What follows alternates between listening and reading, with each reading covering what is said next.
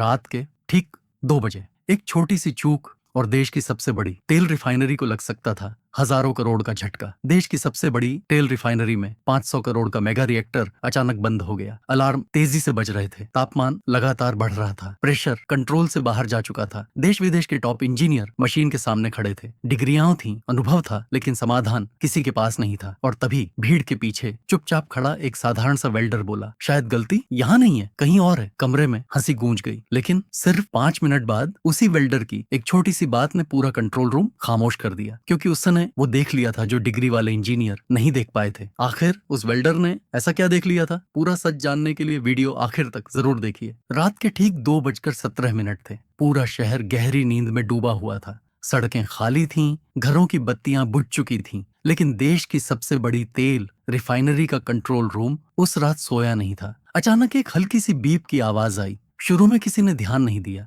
फिर दूसरी बीप, थोड़ी तेज, और फिर लगातार तेज और डरावनी आवाज। पूरे कंट्रोल रूम में सायरन गूंज उठा। कई स्क्रीन एक साथ लाल हो गईं। Mega refinery reactor unstable. एक पल के लिए पूरा कंट्रोल रूम बिल्कुल शांत हो गया, जैसे किसी ने सांस रोक ली हो। अगले ही पल अफरा तफरी मच गई। तापमान अचानक बढ़ रहा है, प्रेशर सेफ लिमिट क्रॉस कर गया है, कूलिंग सिस्टम रिस्पॉन्ड नहीं कर रहा। इंजीनियर अपनी अपनी स्क्रीन पर झुक गए, फोन घनघनाने लगे। सीनियर अफसर दौड़ते हुए अंदर आए। ये कोई आम मशीन नहीं थी, ये था मेगा रिफाइनरी रिएक्टर, 500 करोड़ रुपए की कीमत वाला, पूरी रिफाइनरी का दिल। इसी एक मशीन से हजारों कर्मचारियों की रोजी जुड़ी थी। इसी पर करोड़ों रुपए का रोज का उत्पादन निर्भर करता था। अगर ये रिएक्टर रुक गया तो पूरी फैक्ट्री महीनों के लिए बंद हो जाती, और अगर हालात और बिगड़े तो सिर्फ नुकसान नहीं, पूरी रिफाइनरी तबाही के कगार पर पहुंच जाती। उस रात कंट्रोल रूम में खड़े हर इंसान को बस एक ही बात साफ समझ आ रही थी, ये सिर्फ मशीन का फॉल्ट नहीं था, ये कंपनी के भविष्य की परीक्षा थी। अलार्म बजने के कुछ ही घंटों के भीतर कंट्रोल रूम में भीड़ लग चुकी थी। देश के टॉप इंजीनियर, अलग अलग डिपार्टमेंट के हेड, सेफ्टी ऑफिसर और मैनेजमेंट सब एक ही जगह जमा थे। लैपटॉप खुल चुके थे, बड़ी बड़ी स्क्रीन पर ग्राफ ऊपर नीचे हो रहे थे। सेंसर से आ रहा डेटा हर सेकंड बदल रहा था। कोई तापमान पर बात कर रहा था, कोई प्रेशर कर्व दिखा रहा था, तो कोई सॉफ्टवेयर गड़बड़ी की आशंका जता रहा था। हर कोई बोल रहा था, लेकिन कोई भी पूरी तरह निश्चित नहीं था। एक इंजीनियर बोला, ये थर्मल इम्बैलेंस का केस हो सकता है। दूसरे ने कहा, नहीं, ये कंट्रोल लॉजिक की गड़बड़ी लग रही है। तीसरा बोला, शायद सेंसर फेल है, डेटा गलत दिखा रहे हैं। बहस चलती रही, लेकिन नतीजा शून्य। सुबह होते होते मैनेजमेंट को समझ आ गया कि मामला हाथ से निकल रहा है। तुरंत फैसला लिया गया, विदेशी एक्सपर्ट बुलाए जाए। अगले 24 घंटों में जर्मनी से प्रोसेस इंजीनियर आए, कोरिया से मैकेनिकल स्पेशलिस्ट और अमेरिका से कंट्रोल सिस्टम एक्सपर्ट। सबके पास शानदार डिग्रियां थीं, सबके पास अंतरराष्ट्रीय अनुभव था, लेकिन रिएक्टर वह अब भी खामोश था। दिन बीतते गए, 3 दिन, 4 दिन, 5 दिन। हर दिन रिफाइनरी का नुकसान बढ़ता गया। प्रोडक्शन जीरो था, लेकिन खर्च जारी था। हजारों कर्मचारी घर भेजे जा चुके थे, स्टोरेज टैंक भरने लगे थे, सप्लाई चेन रुक चुकी थी। कंट्रोल रूम का माहौल भारी होता जा रहा था। इंजीनियरों की आंखों के नीचे काले घेरे थे, नींद गायब थी, कॉफी के कप खाली पड़े थे। हर शाम एक मीटिंग होती, और हर मीटिंग में वही एक सवाल, अगर ये रिएक्टर नहीं चला तो कंपनी का भविष्य क्या होगा? कोई जवाब नहीं देता, बस खामोशी। डिग्रियां थीं, तजुर्बा था, टेक्नोलॉजी थी, लेकिन समस्या अब भी वैसी ही खड़ी थी, जैसे किसी ने जानबूझकर उसका हल छुपा दिया हो। और किसी को यह अंदाजा नहीं था कि इस पूरे कंट्रोल रूम में एक ऐसा आदमी भी मौजूद है जिसके पास डिग्री नहीं, लेकिन जवाब बहुत पास है। इसी विशाल रिफाइनरी में, जहां करोड़ों की मशीनें और सैकड़ों इंजीनियर मौजूद थे, वहां एक आदमी रोज की तरह काम पर आता था। नाम रामू, काम वेल्डर। कोई उसे पहचानता नहीं था। कंट्रोल रूम में उसके लिए कोई कुर्सी नहीं थी, मीटिंग्स में उसका नाम नहीं लिया जाता था, कोई उससे राय नहीं पूछता था। उसकी पहचान बस इतनी थी, हेलमेट, वेल्डिंग मशीन और तेल से सने हाथ। रामू रोज पाइप जोड़ता, फ्रेम ठीक करता और बिना किसी शोर के अपना काम खत्म कर चला जाता। लेकिन इन 7 दिनों में जब पूरा प्लांट रुका हुआ था, रामू की दिनचर्या थोड़ी बदल गई। वह जब भी काम से लौटता, रिएक्टर के पास से जरूर गुजरता, वह वहां रुकता। ज्यादा देर नहीं, बस कुछ पल। वह मशीन को देखता नहीं, सुनता था। रिएक्टर के अंदर से आती हल्की सी आवाजें, हवा का बहाव, धातु में पैदा हो रही कंपन, ये सब उसके लिए अनजान नहीं थी। उसी दौरान वह इंजीनियरों को देखता, उनके चेहरे पर तनाव साफ दिखता था, किसी के माथे पर पसीना, किसी की आंखों में डर। रामू समझ रहा था, ये सिर्फ मशीन की खराबी नहीं थी, ये इंसानों की घबराहट भी थी। एक शाम काम खत्म होने के बाद उसने अपने साथी वेल्डर से धीरे से कहा, मुझे लगता है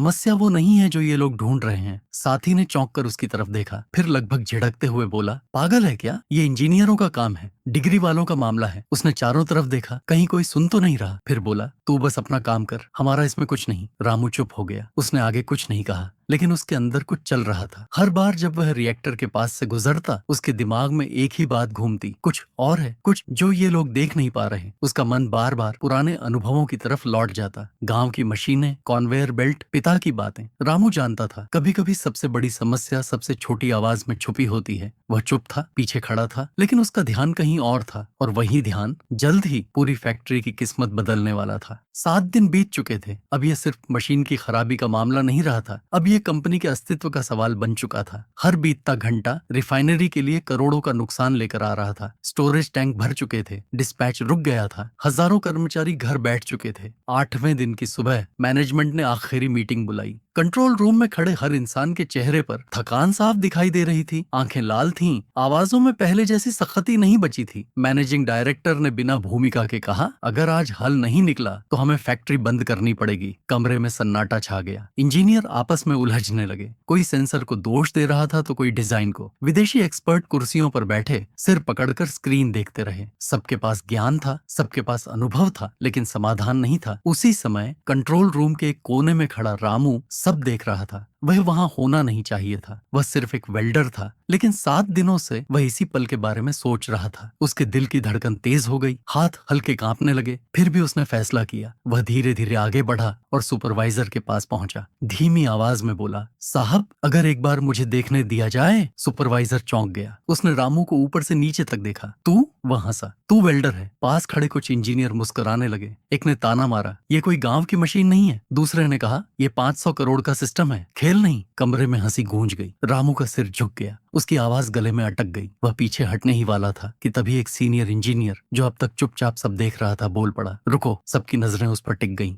वह आगे आया और बोला, जब हम सब फेल हो चुके हैं तो इसे भी मौका दे देते हैं। कमरे में फिर सन्नाटा छा गया। सीनियर इंजीनियर ने आगे कहा, खोने को अब बचा ही क्या है। उस एक वाक्य ने पूरे कंट्रोल रूम की दिशा बदल दी, और पहली बार 500 करोड़ की उस मशीन के सामने एक अनपढ़ वेल्डर खड़ा होने वाला था। कंट्रोल रूम से बाहर निकलते ही पूरा प्लांट जैसे अपनी सांस रोके खड़ा था। रामू धीरे धीरे मेगा रिफाइनरी रिएक्टर की ओर बढ़ा। वह विशाल मशीन, लोहा, पाइप, वाल्व और मोटी मोटी लाइनों का जंगल उसके सामने खड़ी थी। 500 करोड़ की कीमत, हजारों जिंदगियों की जिम्मेदारी। आसपास इंजीनियर खड़े थे, कुछ बाहें बांधे, कुछ शक भरी निगाहों से देख रहे थे। कोई इंतजार कर रहा था कि वेल्डर अब क्या गलती कर सकता है। यही सोच सबके चेहरे पर थी। रामू ने कोई स्क्रीन नहीं देखी, कोई लैपटॉप नहीं मांगा, कोई डेटा नहीं। उसने बस अपना हेलमेट उतारा, आंखें बंद की और कुछ सेकंड चुप खड़ा रहा। कंट्रोल रूम की हलचल उसके लिए जैसे रुक गई थी। तापमान और प्रेशर के नजर न आने वाले बदलाव उसे कुछ कह रहे थे। वह मशीन के ओर पास गया। उसने उसकी धड़कन जैसी आवाज ध्यान से सुनी, कूलिंग पाइप से बहती हवा की दिशा और रफ्तार महसूस की। धातु के भीतर उठ रही बहुत हल्की सी कंपन को पहचाना, ऐसी कंपन जो सिर्फ वही समझ सकता है जिसने जिंदगी मशीनों के साथ गुजारी हो। कुछ पल बीते, फिर रामू ने धीरे से कहा, समस्या ऊपर नहीं है। कमरे में सन्नाटा छा गया। वह आगे बोला, कूलिंग लाइन के अंदर है। सभी की सांसें थम गईं। रामू ने आखिरी बात कही,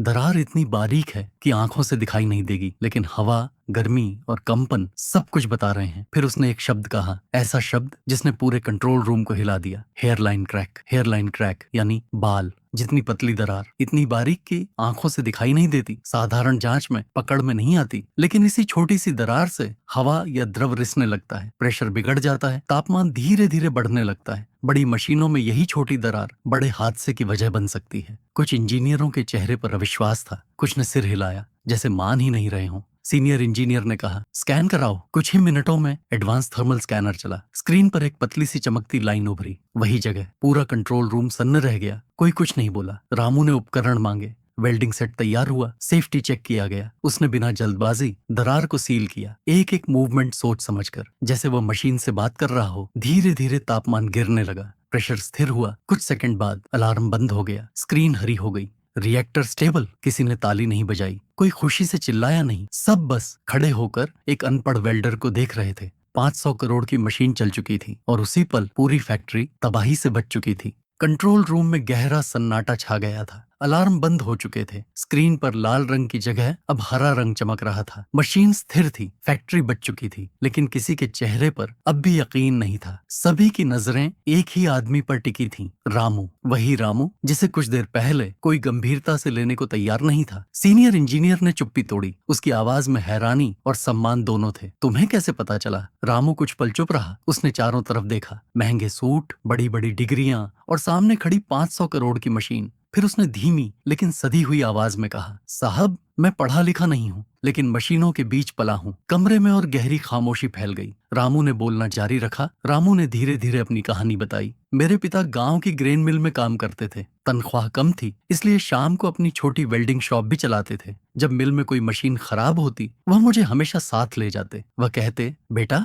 मशीन किताब से नहीं, आवाज और महसूस करने से समझ आती है। गांव की मिल में अक्सर कन्वेयर बेल्ट फट जाती, इंजन या गियर में फॉल्ट आ जाता और पूरा काम रुक जाता। मैं उनके पास खड़ा रहता, हर झटका, हर हल्की आवाज और मशीन के हिलने को ध्यान से महसूस करता। हर बार पिता धीरे धीरे बताते, देख बेटा, ये हल्की सी आवाज बता रही है कि ये पार्ट थोड़ा ढीला है, इसे ऐसे ठीक करना है। यही अनुभव मुझे बचपन से मिला, ध्यान देना, महसूस करना और तुरंत समाधान करना। कौन जानता था कि गांव की उस छोटी सी मिल में सीखा गया ये हुनर एक दिन 500 करोड़ के मेगा रिफाइनरी रिएक्टर में छुपी बाल जितनी दरार को पहचान कर पूरी फैक्ट्री को तबाही से बचा देगा। रामू ने सिर झुकाया। उसकी आवाज में गर्व और नम्रता दोनों थे। आज मैंने वही किया जो उन्होंने मुझे सिखाया था। रामू ने छोटे छोटे गांव में अपने पिता से वेल्डिंग और मशीनरी की बारीकियां सीखी। वर्षों के अनुभव से उसकी इंस्टिंक्ट और आंख कान की समझ इतनी तेज हो गई थी कि कोई भी माइक्रोफोल्ट पकड़ सकता था। कंट्रोल रूम में खड़े लोग चुप थे।